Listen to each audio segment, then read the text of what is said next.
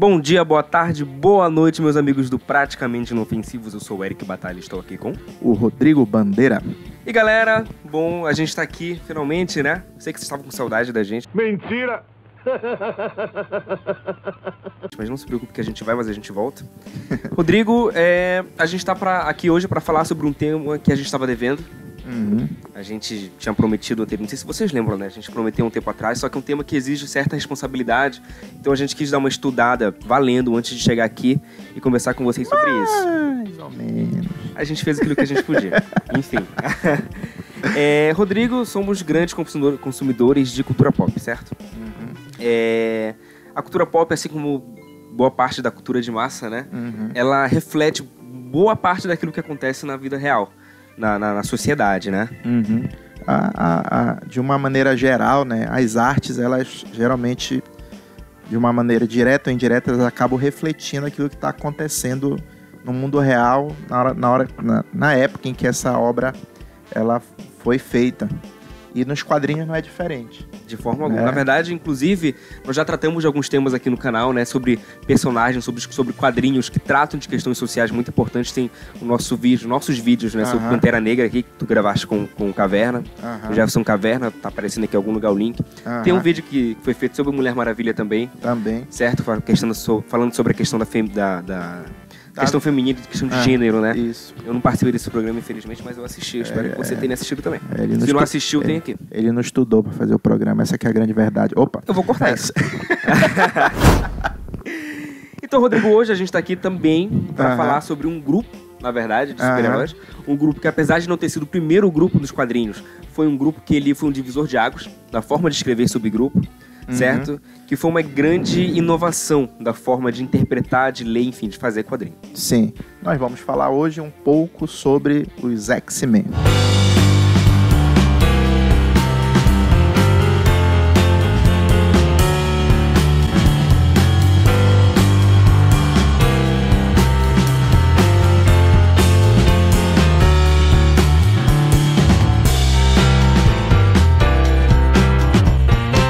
Calma, tá? A gente não vai passar 10 horas falando sobre o X-Men. A gente vai fazer, né? A gente vai fazer um programa assim, focar em alguns pontos centrais que a gente acha importante e comentar, falar algumas coisas sobre uma das principais obras desse supergrupo. Para quem não conhece, o X-Men, ele é um grupo de super-heróis da Marvel. Na verdade, foi o segundo grupo da Marvel que foi criado, né? O primeiro é o Quarteto Fantástico. E ele tem algumas peculiaridades sobre a sua origem, que isso é muito importante a gente comentar. Já existia na Marvel o Quarteto Fantástico, existia na DC já a Liga da Justiça, que foi o primeiro, né? Supergrupo. Mas tem uma coisa em comum, na verdade, a todos os super-heróis até então, que o X-Men veio mudar, né? É mais ou menos assim, se tu pegar lá, Quarteto Fantástico, a origem é devido a ele ser bombardeado por raios cósmicos, né? E se pegar o Capitão América, é o Super Soro. Então todos eles são humanos que têm a fonte do seu poder de uma origem externa. Eles vão ser expostos a alguma coisa. Os poderes são adquiridos. São adquiridos. Os X-Men não. Eles são produtos já nascem com seus poderes. Eles têm uma modificação genética que lhes proporciona os poderes. E isso é tratado de uma maneira muito interessante pelo Stan Lee nas histórias dos X-Men. Exato, porque, enfim, pra quem já leu coisa anteriormente aí, só lê coisas de outras pessoas porque o X-Men, às vezes, eu percebo que ele é visto de forma separada dos outros super-heróis, como se eles não fossem super-heróis, assim. Eles vivem num universo à parte, né? Exato, porque, por exemplo, tem o caso do Tocha Humana que tu citaste aqui na primeira vez que a gente gravou isso. É porque é mais ou menos assim, quando eu era moleque e lia história em quadrinho, eu me perguntava, moleque, 10, 11 anos, lia um quadrinho do Quarteto Fantástico, eles moram no edifício Baxter, né? O pessoal quer conhecer o edifício, quer bater foto, e etc. Superstars, todo mundo adora o Quarteto Fantástico. Agora, X-Men não. Se alguém vê um X-Men na rua e souber que ele é mutante, ninguém vai querer bater foto, vai querer apedrejar, porque a humanidade tem medo dos mutantes. É interessante porque nesses outros casos, desses outros super-heróis, eles são humanos. Não existe discussão com relação ao fato de eles serem humanos. Eles são humanos extraordinários, humanos que adquiriram poderes extraordinários. Os X-Men não, eles são mutantes. Eles são mutantes, eles são o conceito de humanidade é posto em xeque. É posto em xeque. E o que a história, ou então a biologia explica, né? A partir do momento que surge uma nova espécie, existe a probabilidade dessa espécie subjugar a espécie que veio primeiro, né? É um ponto interessante, a gente vai voltar nele quando a gente for falar, porque a gente escolheu, né? Uma história específica que exemplifica, eu acho que boa parte desse cerne, desse conceito do X-Men. A gente vai voltar nisso. E outra coisa que é muito importante ressaltar é que os X-Men, eles representam uma minoria dentro do universo Marvel. Sim. Né? Eles representam uma minoria. E isso é um reflexo do que os Estados Unidos vivia na época que os X-Men foram criados. Foi em 63, né? 1963, a primeira edição. Não, tem alguns pontos que eu acho que são importantes pra gente contextualizar. Primeiro, os Estados Unidos estavam passando por uma grande efervescência civil, pela luta de direitos civis por parte principalmente da comunidade afro-americana, comunidade negra dos Estados Unidos. Um outro ponto também que eu acho importante falar é que o Stan Lee e o Jack Kirby, né, são judeus, eram judeus. Agora, inclusive, Stan Lee vai em paz, a gente ficou muito triste.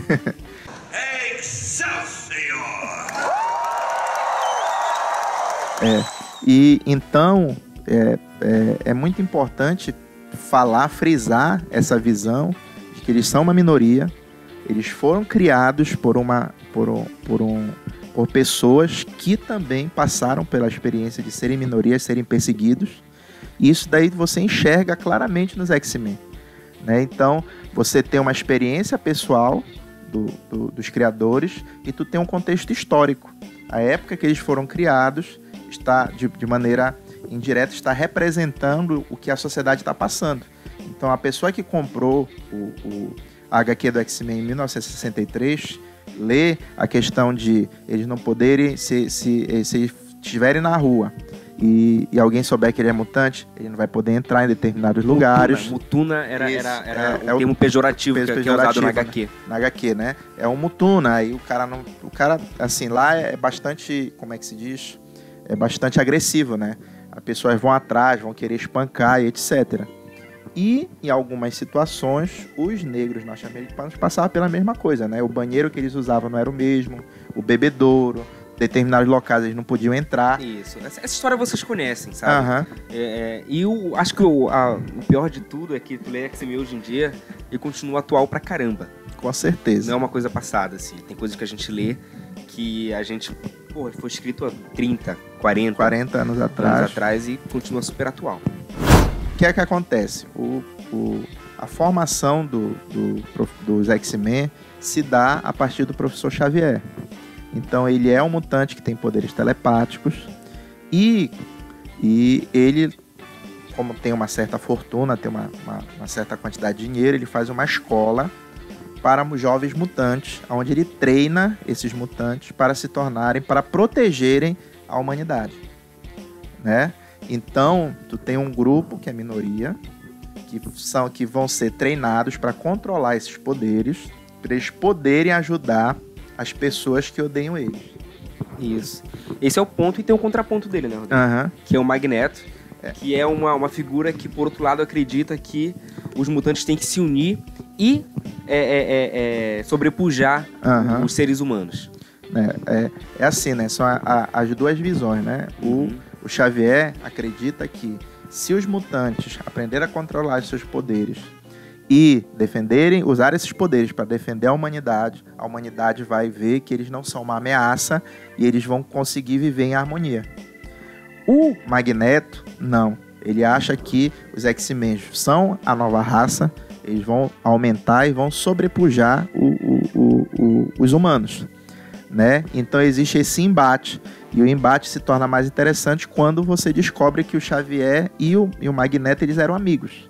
E devido a essa visão divergente, eles se tornaram inimigos. O arqui-inimigo dos X-Men é o Magneto.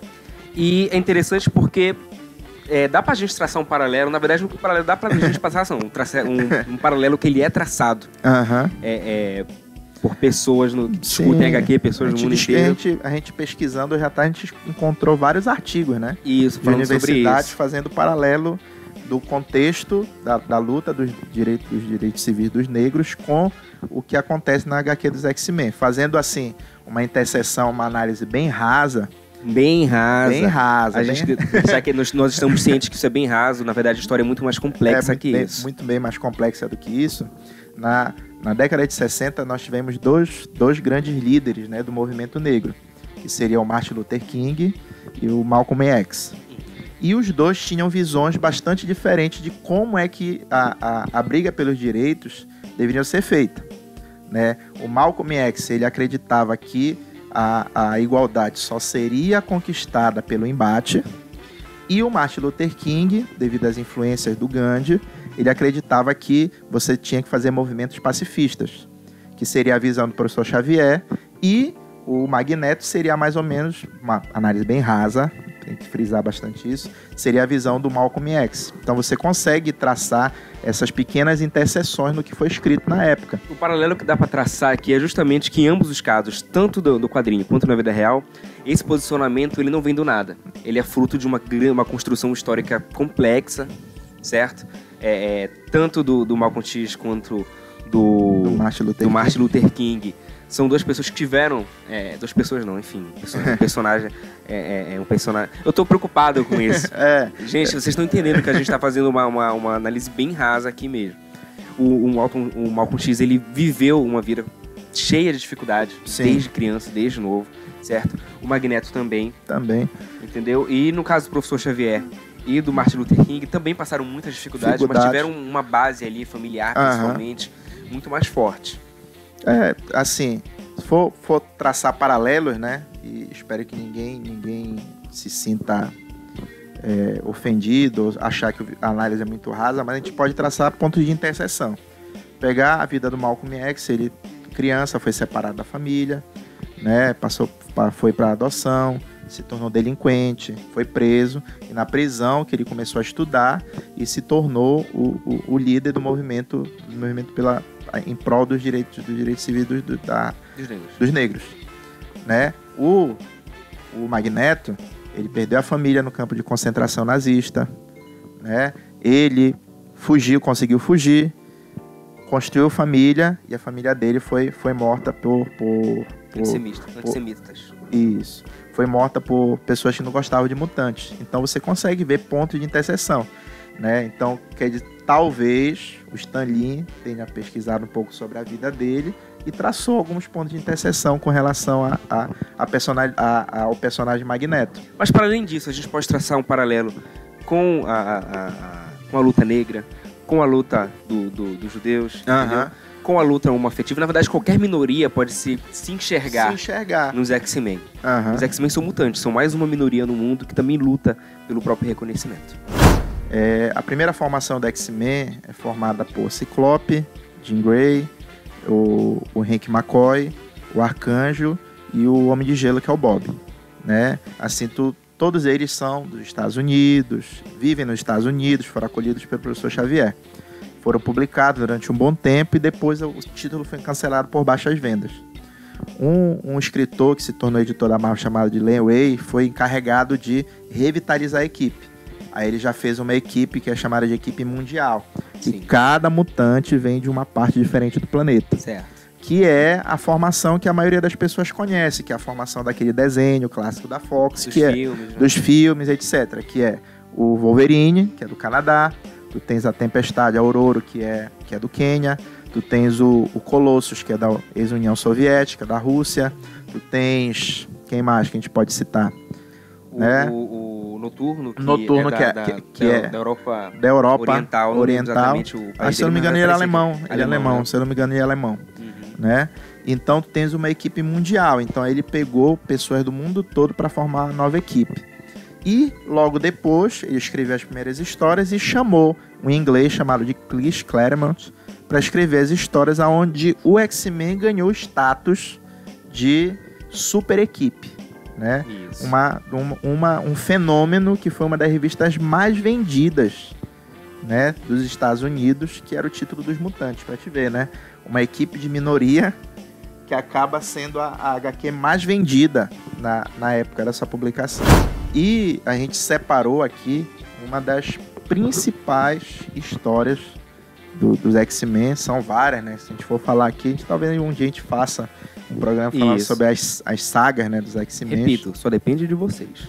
Né? Mas aí nós trouxemos aqui uma das melhores histórias dos X-Men, que seria aqui, ó, X-Men. Qual é o nome da história? Deus ama, o homem mata. Faz a sinopse aí, Eric. Tu deixou já tarde isso aí. Eu dei uma relida mais cedo para o programa. E, gente, assim, não é uma história que foca em grandes combates. Não é uma história que foca em um vilão extraterrestre super poderoso que veio destruir a Terra e tudo mais. É uma história que foca no cerne do X-Men. É uma história que fala sobre preconceito, uma história que fala sobre intolerância, é uma história que fala sobre marginalização do grupo e, enfim, é uma história que fala sobre a estupidez humana, para ser bem resumido, né? Os roteiros são do Chris Claremont, né? O cara que fala toda vez o nome dele, que a gente fala de X-Men. E a arte fica por conta do Bretton Anderson, tá? Para quem não conhece, é o cara que faz que é coautor do quadrinho do Astro City. Se não leu, leia.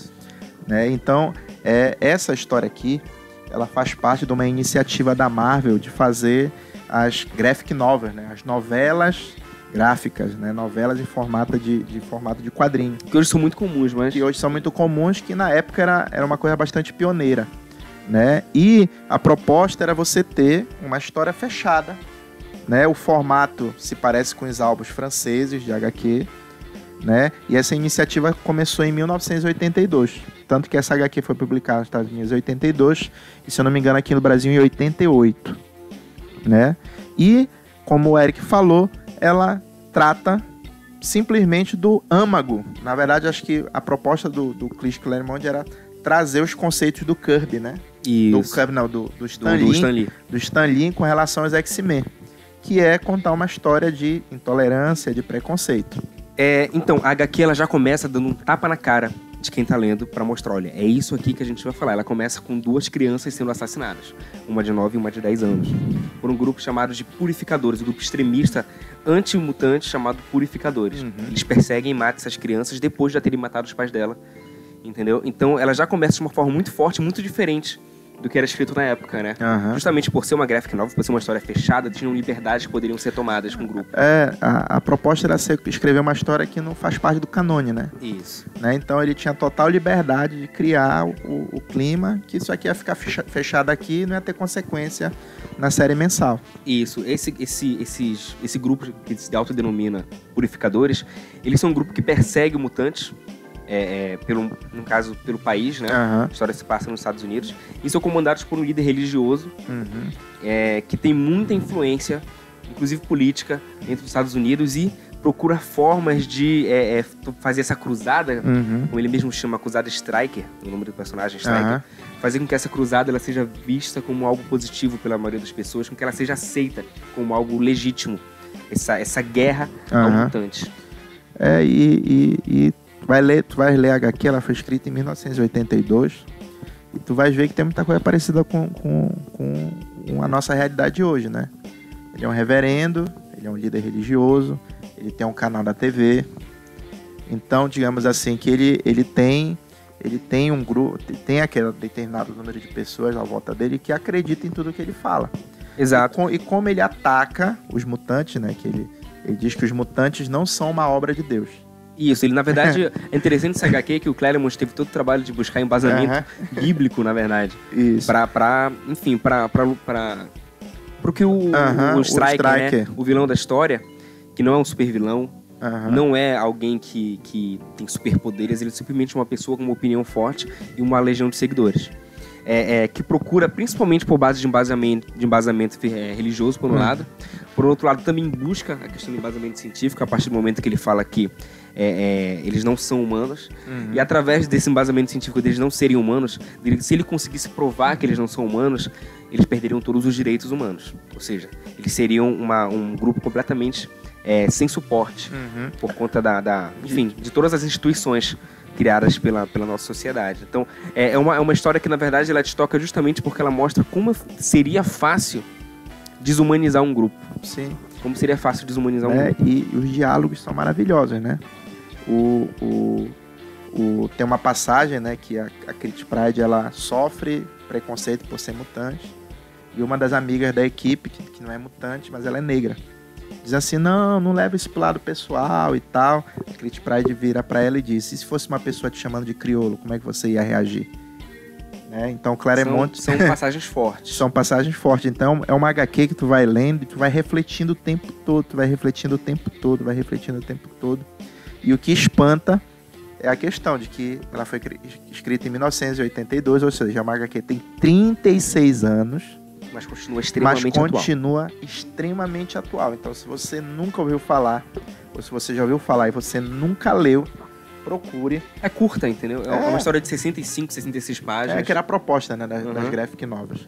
Você acha por aí, hoje em dia, na internet, você acha para vender em boa parte das livrarias. Essa aqui, a edição da Panini, ela tá esgotada, mas você pode procurar a edição da Salvat. Isso. Né, que a Salvat da capa vermelha, que vem ela e uma outra excelente história, que é o Dia do Futuro Esquecido. Que a gente também poderia falar aqui, porque também está envolvido nesse assunto, mas infelizmente a gente está ficando sem tempo, galera. Agora só a última coisa para falar sobre essa HQ é que ela que serviu de referência para o segundo filme dos X-Men, que é considerado por muitos um dos melhores filmes de super-heróis. Isso, assim. Né? Então, se você ler aqui o plot do filme, é claro que lá o filme tem muita ação e tal, mas o plot é bem parecido com isso, porque o professor Xavier foi raptado, né? O Stryker é o vilão do filme, né? Só que lá ele não é um reverendo, etc. Mas fica a dica, você quiser ler uma HQ que vai fazer você refletir muito, leia X-Men. Deus ama, o homem mata.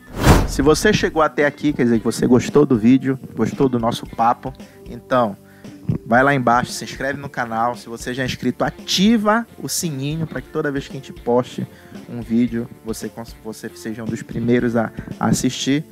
Deixe seu comentário e até a próxima. Falou, galera!